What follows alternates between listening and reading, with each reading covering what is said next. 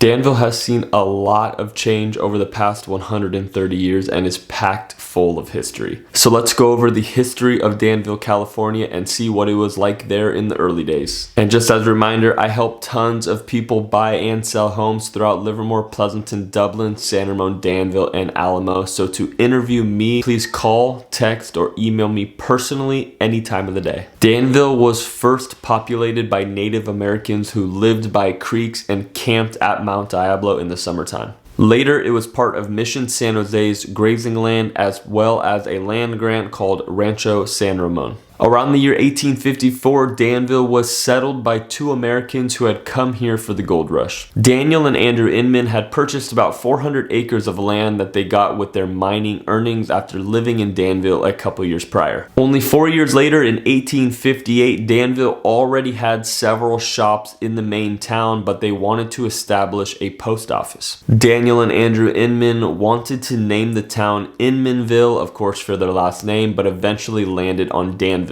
Now they landed on Danville not only out of respect for Daniel, but also to show respect to Andrew's mother-in-law who had grown up near Danville, Kentucky. The Danville post office opened in 1860 with hotel owner Henry W. Harris as the first postmaster. Henry Harris said that in 1862 the town had just a population of 20 people. Now around that time, people from all over the country started hearing amazing stories about California and ended up coming to settle in Danville as well as the surrounding areas. A majority of the new residents were farmers and ranchers, of course, who realized the land and weather in the valley was a great place for their needs, so they decided to settle. In 1869, the Danville and Lafayette areas had roughly 1,800 people living in it, most of which either squatted or purchased land from landowners and established ranches, farms, and businesses. In 1873, the Danville Grange came to be and was ran by Charles Wood, who was elected as the first worthy master. The Grange began as a farmers' union and included everyone in the valley who was getting stuff done. It was a focal point for the community as far as social, educational, and political activity goes. The Southern Pacific Railroad came to the valley in 1891 and Danville and every other city around the area changed drastically. The farmers built warehouses and shipped crops by rail in any kind of weather, and the residents traveled to and from Danville with an ease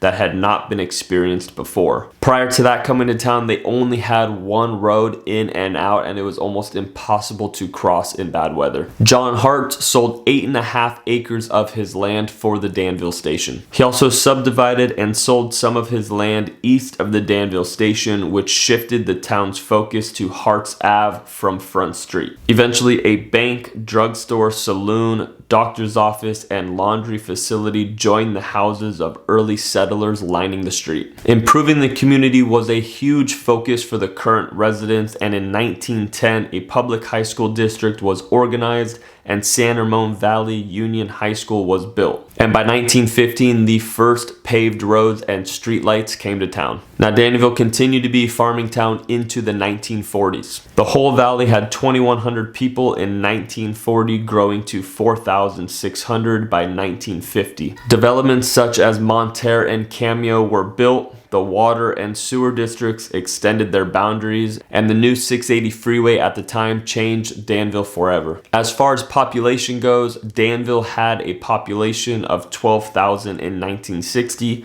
16,000 in 1970, 21,000 in 1975 to 26,000 in 1980. And by the year 2000, the population had reached over 40,000 people.